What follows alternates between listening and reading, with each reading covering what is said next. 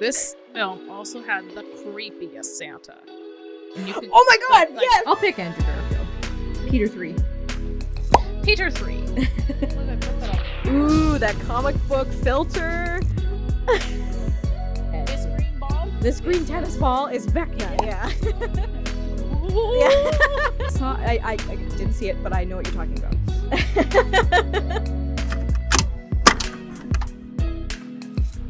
Although I was using this new thing to help speed up my editing this weekend, Oh yeah? I found this little clip where it was like, it will sync the audio for you. Oh. And I thought I had to at least like line up the clappers, but no, it does it all on its own. What? I know. You have to share this with me. Hell yeah, I will. That is amazing. Right? It was very handy, especially when you have to do it in batch. Like, I don't do it for the podcast because it's like one clip, one audio file. Like, Yeah. Probably sync that up myself. I could be an adult. And unfortunately, because if there's like a loss of connection, Yeah. right? Sometimes there'll be small sections that are out of sync, not the entire clip. Right. But I was genuinely surprised how well it worked. It only didn't work for like 1 or 2 clips. Mm. And the one clip it did work on, I was even surprised it was able to sync it up. Really? Because it was a wide shot, Mhm. and our boom guy was all the way down the hill, and I clapped it in front of the camera. Mm. And I was like, I don't know how it's gonna, but it actually synced it up perfectly. Wow. I was like, that's amazing. That's impressive, yeah. But yeah, I will send you that video later. Hell yeah. Anyways, hello, Cinema Peeps. Hey, Cinema Peeps.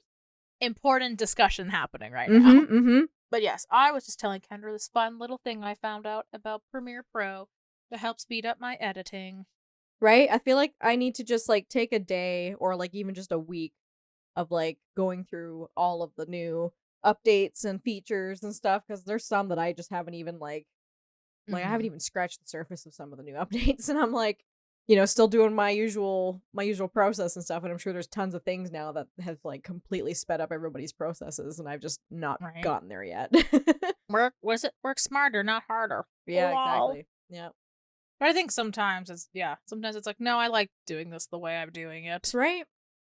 But I'm trying to be like, more open to be like, so instead of me doing something that might take me hours, I'm like, I've started Googling, is there something that, like, I'm clearly stupid, but like, is there a way to speed up this process? Mm-hmm.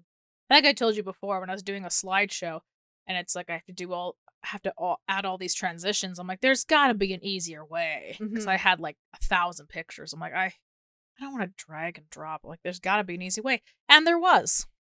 Yeah. They're like, they showed me like, here's how you set up. I chose cross dissolve as like my default, and then I think it's you highlight the stuff, and I think it's Command D. Don't quote me on that, but then it will automatically put in all the transitions for you. And I was like, I did not know that existed. But I think of all the times and hours I've wasted dragging, dropping, dragging, dropping. But yeah, it would just be handier. But I always find I don't look for that stuff until I fucking need it. Right. So that's why, like, I'm trying to, like, curate my Instagram to, like, have, like, filmmakers pop up and have like video suggestions, or they're like, oh, here's this cool trend video, this is how you make it, kind of thing. I don't always save those, so sometimes I'm like, I don't like it, which is totally fine. But there's a couple times like, oh, that would be really cool, or like we've sent like each other like the travel transition ones. I'm like, oh yeah, that'd be cool to do later. You know? That'd be cute.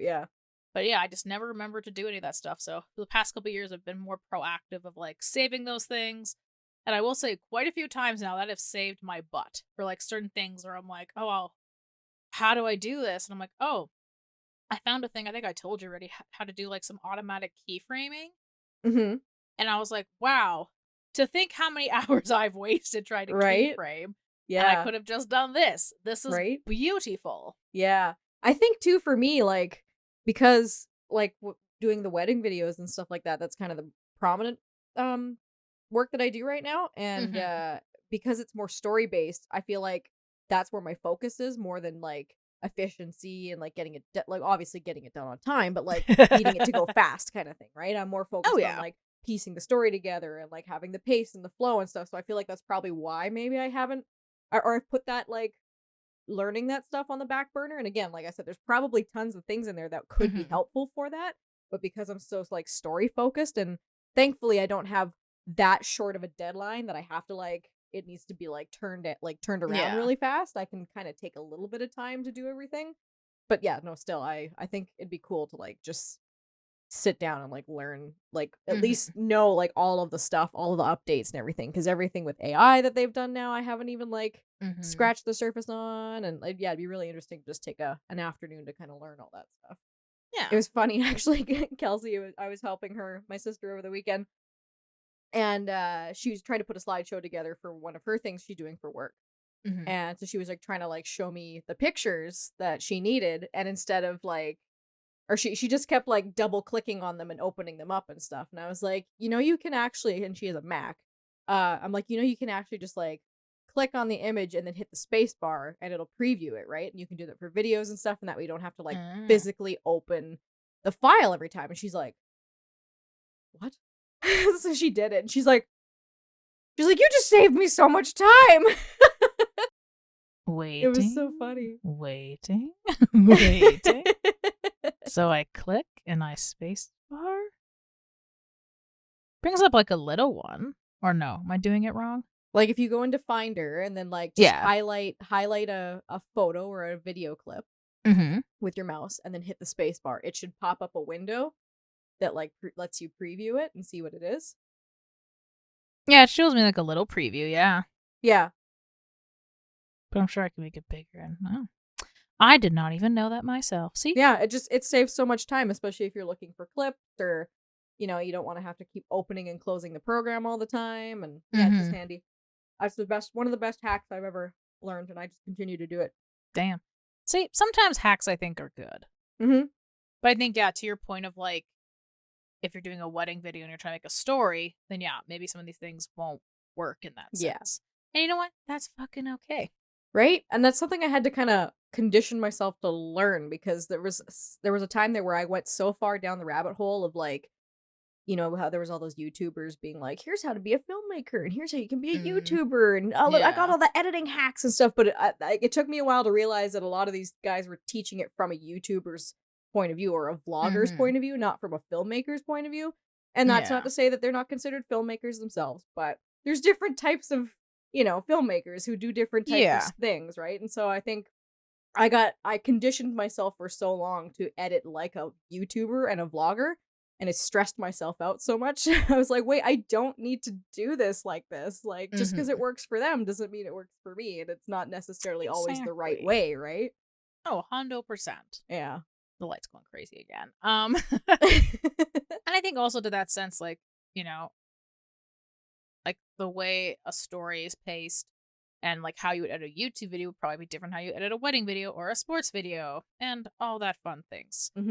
Is it nice? But it is nice to have tools in your toolkit. Doesn't mean you have to use them. You just need to find the right tool for the job. Yeah. I'm amazing. I'm amazing. But yeah, I've been saving, because I want to do some more stuff in like After Effects, because sometimes that can be very daunting, and you're like, how does any of this work? Most definitely. Because I usually try to find things that are still within Premiere Pro, not necessarily After Effects, but gotta get better somehow. Yeah. Lols. I have it on my resume. I gotta prove that I know how to use it. Right? Can't just be looking up a YouTube video every time. What's exactly right. What's going on? Yeah. But yeah, I definitely use a couple different techniques and a couple different styles that I haven't used before, because this weekend, as of recording the podcast, I did another 48-hour film challenge. Woot woot! Yeah. Root. With Sean Pulsifer again, with his Pathfinder film company that is now officially a company now. So hell yeah, shameless plug. We had him on our podcast a couple years ago. Yeah, it's been a long time. Now it's been a while, but we'll put it up somewhere here if you guys want to check it out. He's pretty cool. And it was a fun interview. I liked it. It was fun. Oh, good times. Yeah. I mean, it's always fun working with him. But we did another. It was specifically for the Okotoks Film Festival, but I will keep some of it hush hush, because technically, even I think after we post this episode, I don't think the screening will have happened. But if anybody is interested, is in Okotoks on June 9th, I believe. If I'm wrong, it'll be down below. And yeah, you can purchase tickets and you can watch everybody who participated. Because I feel like, I don't know, maybe for me, half the fun is, yes, the challenge of getting a film done, but then seeing what everybody else, how they interpreted, Yeah. you know, Yeah. you're like the same, because some people usually get the same prompts. Like, I think it depends on like how big teams are. Because I know one year it was like there was only 2 prompts for each team, and sometimes there's 3, you know, or one year I think everybody had the same prop or something. So it's just cool to see how everybody interprets all that and makes a film in 48 hours. Right? I think that's what I liked too about like in school when we do that is everybody we'd all, even if it was the same story and everything that we shot was the same, everybody had different cuts or different edits. Oh of it. yeah. And that was always so much fun to see, is like someone would do something a little, just a tiny bit different, or like just do the sequence in such a way that you never thought about it. You're like, oh my god, that looks amazing. Like I never even thought about it like that. I feel like we did that more like the first quarter. Yeah, the first 2 quarters, I Yeah. feel like we did that more than the last, because we got more like focused in on the specifics after that. But it was fun. Yeah. Yeah. But yeah, it just, I mean, I think obviously the point of the exercise was to show like, wow, like I never would have thought of that. Like we all have different perspectives, and it's really cool, and we can get it to work together in harmony. Peace on earth. Right? But anyways, that was my shameless plug. Maybe in a future episode I will talk about behind the scenes stuff. Maybe if Sean wants to come on, we can maybe talk about that would be cool. That'd be fun. For the meantime, zippy of the lippy just for now. Fingers crossed. This is all to say I watched nothing. The long segue of Caleigh watched nothing, but really thought about it, guys. We thought about it. To be fair, though, I mean, we've been trying really hard, I myself included. The NHL playoffs are happening right now. I'm sure anyone that's a fan, you know, like that's all that's on anybody's minds right now. So it's hard to kind of like want to go see a movie or check something out when every other day is a game, a hockey game, and it's just so intense right now that like, yeah, that's kind of the forefront. So that's why that's my excuse for not having a whole lot to watch. But I did end up watching something over the weekend. So she did. I did, yes. And I almost watched it too, but then I ran out of time. I really hope that you do try to find time to watch it soon, because I would love to hear your thoughts on it. Hell yeah. Let's fucking go. Okay. Let's dive into it. Let's dive into it. Okay, so, well, first off, the main reason why I watched this movie is because our wonderful, wonderful human of a person that we admire, Mr. Grant Gustin, is one of the leads in this movie.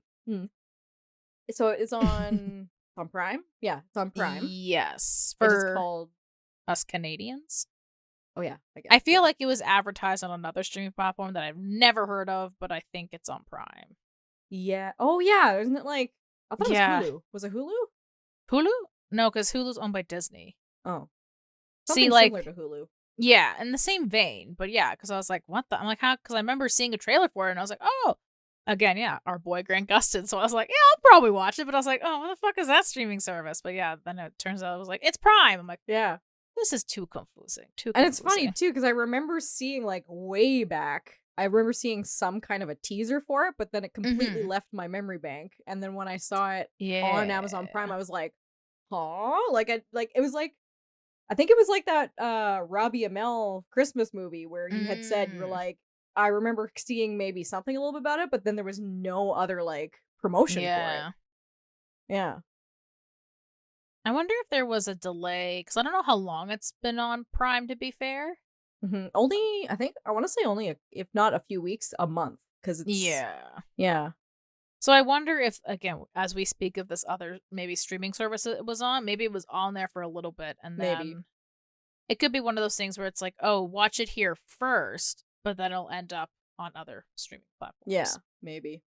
Yeah, it does feel weird that not a whole lot of stuff. Like, I think the most promotions I've gone lately is the Wolverine and Deadpool movie, but it's only because Ryan Reynolds and Hugh Jackman have been posting the shit about it. Yeah. Not from, like, any ad I've seen. Just them. Just them. Which, I mean, kudos. I mean, good for them. I think that's probably the best thing to do, but... Right? Wild. Anyways, you watched this movie with Grant Gustin. Yes, so the movie's called Puppy Love. It is a BuzzFeed original, like the Robbie Amell one, so that was interesting. Uh, product placements up the butt completely throughout the whole thing. Yes. So Yes. enjoy that. Yeah. But yeah, I went into this with no expectations. I did not know what I was going to get, other than I knew that it was a rom-com and Lucy Hale plays his love interest yes. in the movie. So I guess overall thoughts, I thought it was really cute. Like, it kind of went off in a wacky direction at one point, but then it came back. It came back around, and it was really sweet. And my mom watched it with me, and we had to pause halfway through because she had to leave to go to a function. Then we came back and watched it again. And she was like, I feel bad because I really want to watch it, but I have to go to this thing. And so, like, she was excited to watch it with me, which she was should nice. have just dropped whatever function it was. Just, sorry, I can't come. I gotta watch this movie. Yeah. That's the magic of Grant Gustin. He just sucks you in. Sucks you right in. But anyways, yeah, I thought it was really sweet, and we get to see all of Grant Gustin's angles, and I mean quite literally all his angles. Just saying. So enjoy. So Enjoy that. fans who were deprived in The Flash. I mean, we got a little bit of a tease of it in The Flash when there was that one season when he disappeared. I can't remember what it was for, and then he like showed up on a random highway, and like the car almost hit him, and he was like in his underwear, and that was like as much as we got, I think. That's about as much as CW gives you. Right? That's about as much as they'll give you. Yeah, but no, yeah. I won't say more, but you'll see. You'll see when you watch it. Yep. Okay, interesting. Yeah. But yeah, I mean, overall, like, it's got everything that we enjoy. It's got puppies. It's got good humor. Got our boy Grant Gustin. He sings in it, which is awesome. Ooh, I did we get to see hear his lovely a voice. potential karaoke scene, and I was like, they know what they're doing. They know what they're doing. Yep. And what else? I'm trying to think if there's anything else prominent to mention. I don't think so. I think that's pretty much it. Yeah. Puppies, Grant Gustin, rom-com. Right? I don't want to spoil too much, so yeah. That is fair. That is fair.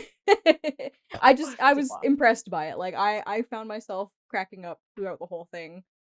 And like, obviously there was some cringy moments because it's, it's a rom-com and they're kind of leaning heavily into that. But I feel like at this point we watch so many Hallmark movies. Like, it's like I said, just comes with right? This is nothing. Right? Like I've said before, like my cringe meter is not high, low, I don't know what direction. Whatever it is, like it takes a lot for me to be like, oh, yeah, that was cringe. Right? And it was kind of interesting to see. I mean, it's not like he plays that drastically different of a character, but I don't know, like his character is a little bit more neurotic. You'll see when you watch it. Like it explains why, but like he played it really well. So it was fun. It wasn't one of those instances where, like, when you watch a movie of someone you really enjoy and you just it's them the whole time. They don't really kind of blend into the character, whereas at least like you still knew it was Grant, but like he blended into the character really well, where I wasn't just sitting there going, I'm watching Barry Allen in a rom-com kind of thing, right? Wow. Yeah. Barry Allen, what dimension is this? Right? The only thing that threw me off was just like I said to my mom, I'm like, I'm not used to watching him run because usually he'll just like take off and like there's just a streak of light and that's it, right? I'm not used to seeing this man do regular cardio. Right? The nerd in me is just like, what? You could just like speed off. Like, what are you doing? Why are you running? Like, that's so funny. Yeah. I wonder, I was going to say, maybe the filmmakers knew. They're like, we're going to obviously make you sing because you have a great voice. Mm-hmm. We're also going to make you run a lot because we think it'd be really fucking funny. Right? Top tier filmmaking. Yeah. Well, that's good. But yeah, that's interesting. I didn't realize it was a BuzzFeed production. Yeah, neither did I. They are creeping up. They are creeping up in there. I mean, I'll hand it to them. I've only seen, to my knowledge, I've only seen the two. So this one and the Robbie Amell one. And I mean, on a humor scale, they're pretty good. Like, they were fairly entertaining. The story wasn't too, what's the term, too cookie cutter to kind of be like, okay, like boring kind of thing. And like I said, the humor wasn't so cringe that you were just kind of like, let's just get over with. Like, it was Yeah. actually a fun time to watch. So Well, first off, I think that's wonderful. It makes me very excited to watch it. But yeah, the thought of like that weird line of like, yeah, because like you're right. Like when it's a rom-com, like it's gonna be like a little more on the cheesier side. mhm. So yeah, going in being like, wow, that's fucking cringe. It's like, do you know what you're watching right now? Like, is a Right. rom-com. And like that, like you said, that's part of the territory. Mhm. So it makes me think of that stupid Love in the Villa where she like gets the man arrested and yet they still fall in love. How? How? There needs to be some level of realism here, people. Yeah. Because I know if somebody put me in a prison cell, I would not be like, man, you know what? You're kind of quirky, and oh, what is your backstory? I want to get to know you. I'd be like, here's my restraining order. Stay the fuck away from me. Yeah. Like, there's no way. Yeah. So it is hard to balance, like you said, like the cookie cutterness as well as like the humor, you know. 'Cause again, like you're right. Like the only two BuzzFeed movies, well, I guess for me, it's the Robbie and Mel one. Like I thought they did a fine line between, of like, yeah, if they really hated each other, I'd be like, then you really shouldn't be together. Mhm. But at least it was enough where I was like, okay, I can see this working. I can Right, see like- the plausibility of this. Yeah, like the story's believable enough that like, because there's, yeah, like clearly like there's some rom-coms that where it's just so unrealistic Mhm. that it only could happen in a rom-com movie kind of thing, you know. Yes. Whereas they do balance that line where it's still relatable enough and realistic enough that you don't have to suspend so much disbelief to Mhm. make it, you know, to make it through kind of thing. To be like, yeah, I could believe this. Yeah, right. Instead of being like, oh, that's cringe. Yeah. Oh. And I like that, again, you'll have to watch it to kind of understand what I'm talking about, but I do like that they don't, I don't know, they keep the heart of the characters in Mhm. it. So it like um there's a lot of real like elements or topics that they kind of use in this. Ooh. So again, even though it's done like in a very quirky kind of, you know, exaggerated way for the comedy of it, like there's still that heart there where it's kind of like, oh, okay, like you can kind of see, you can relate to like some of the struggles or some of the insecurities that they have, and so you're like, oh, so yeah. Root for these characters. Yeah. Root for these characters. So yeah, there's nothing worse when you're watching a rom-com and someone's like, do you think I'm pretty? And I'm like, shut the fuck up. All right, you just spent like 10 hours in makeup and hair. What do you mean? Right? What do you mean you're not pretty? Or like everything just conveniently works out so much for them that it's like, okay, is this a Disney movie or you know, like How do I get that package in my life? Right? Where do I sign up? Is it a mailing list? Is it a subscription service? yeah. Where do I subscribe? Right? Or like the classic trope of like, you know, if you just like took off your glasses and put a little makeup on, like you would just like dazzle the people. Yeah. And it's always like when, I don't know, when they're showing a character, I guess, who just doesn't care about, they're like, I don't care what's on the outside. And their hair looks like mine, but worse somehow. It's like this. And they're like, I just, you know, it's about the beauty on the inside that counts. And then they have their makeup transformation and it's like, wha-cha. Yeah. Wow, I was a beautiful swan the whole time. Yeah. And you're like, oh. Right? I don't want to say it's their fault, but I also was, when I grew up, was like, yeah, beauty's on the inside, which I think is great. But I feel there's a fine line between beauty is on the inside and you still have to take care of the outside. Yeah, exactly. Because I'm embarrassed to say this, I just straight up didn't brush my hair. So I was like, beauty's on the inside. And if anyone with curly hair knows, that's just not an option. You just shouldn't be doing that. Yeah. Your hair gets so knotted and you know, little Caleigh's heart was in the right place, but like took the message too literal. Yeah. Took You a still little need too to take literal. care of your appearance to some degree. Right. You need to at least shower, bathe, Yeah. put deodorant on. Right. But yeah, just some of those like very cliche of the Mhm. romancicals. And it's kind of interesting. I feel like as of late, they seemed I say like bringing back the genre. I don't think it went anywhere. Like Hallmark films are still a thing. Like there Mhm. are still, but like I do remember like early 2000s, even like in the 2010s, there was just like this surge of like I think there was a rom-com like every other day it felt like. Mhm. Mhm. Like I remember watching all the trailers, How to Lose a Guy in 10 Days, The Wedding Planner. There right. was oh my god. What's Your Anything Number? and Like they all would those ones, yeah. yeah, Jennifer Aniston, Yeah, yeah. Owen Wilson, and Adam Sandler. now they're all doing serious stuff because they're all serious people. Yeah. But there was, yeah, just a time there was just like an onslaught, a tsunami of, these rom-coms. And then Yep. all of a sudden they just died down very quickly. I don't know if it's because like superhero movies took its place, but yeah, it just felt Yeah, like it that's wasn't really around for a while. I mean, I'm sure they were. I'm sure there was like the odd movie that came mhm. out that was in that genre, but Mhm. like just wasn't, I don't know, as prominent on my radar That's as actually kind of before.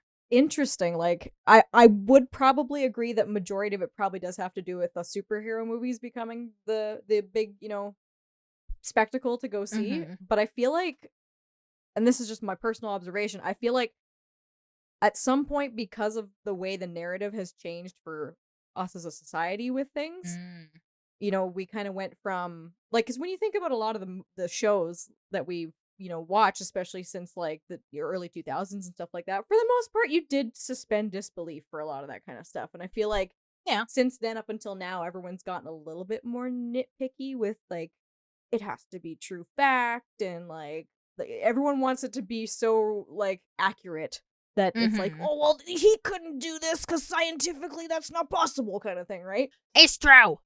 Right.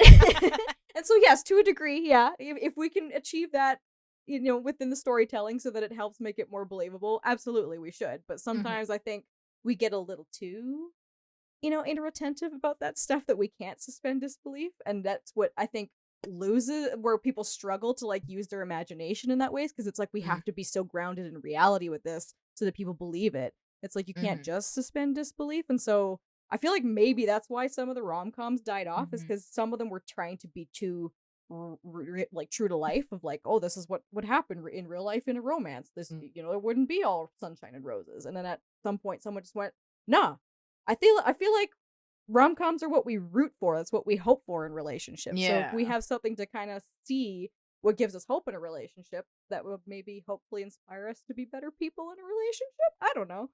Yeah. Sorry, I just had a random thought.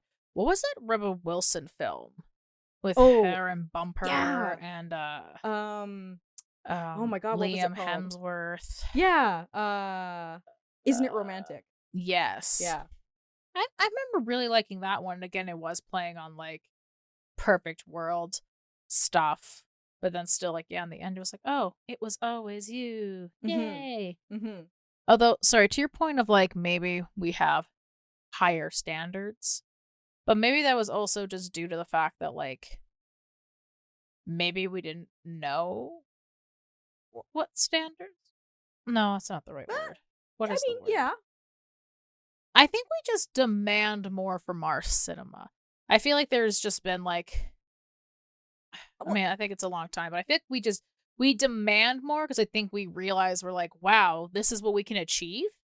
Everything right? should be top tier. I think there's a bit of a like, I don't know, there's a bit of a balance that needs to be set, because I feel Mm-hmm. like yes, if we know we have the technology to achieve it, or at least the storytelling capabilities to achieve it, we should Mm-hmm. definitely go for it. But I think some people have gotten a little bit too cynical and jaded in life, that they Mm. want everything to be so true to life and accurate, and then that's where, like I said, that's where people's imaginations kind of fizzle out, because it's like it doesn't always have to be that way. That's where some of the greatest movies of all time we've ever had became what they were, because they weren't true to life accurate, like Jurassic Park. Or I mean, obviously there's still elements that they have to put in there Mm-hmm. to make it believable, but like like some of those movies are like Indiana Jones and stuff like that. I'm sure a lot of the historical facts aren't 100% true to accurate for it, but they have to, you know, tweak it a little bit in order for the story to be cohesive, for the character to, you know, go on that journey, and that's what makes it such a iconic and entertaining story.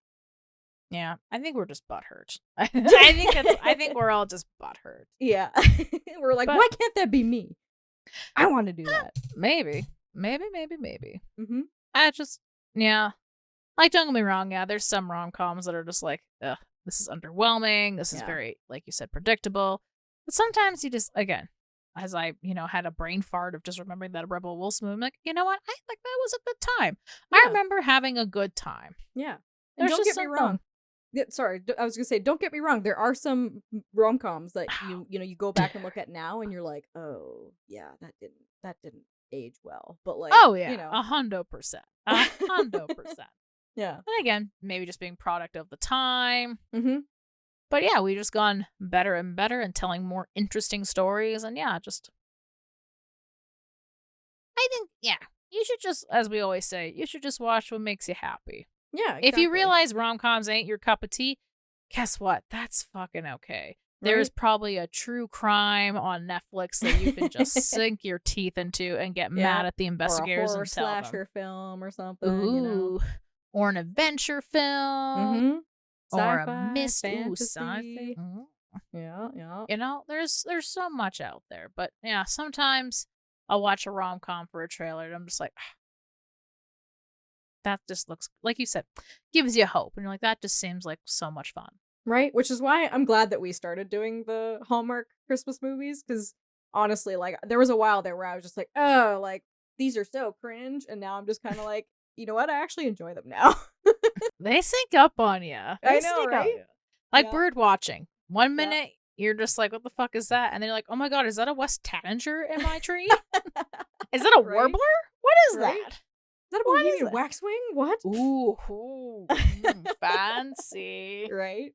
But yeah, I also enjoy. They're so much fun. Well, I'm definitely glad that, yes, I also enjoy our Hallmark talks, because they're just such a fun time. Right? And yeah, if you, again, don't like it, don't have to fucking watch it.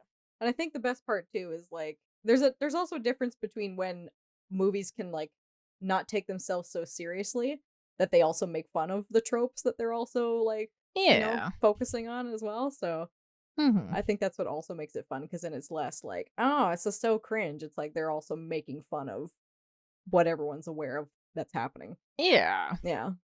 But yeah, I think you summed it up best. It just, you know, sometimes they just give you hope. Yeah. I think exactly. like all movies, like, you know, they give you a little glimmer of hope.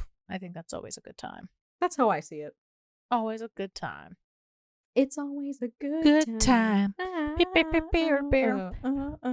Oh, well, I don't want to crush our good time, but I think that'll do it for today's episode. Thank you guys so much for listening to us. We really enjoy just gabbing away. If you've seen Puppy Love, you could let us know in the comments down below. Did you Yeah. enjoy it? Did you really like it?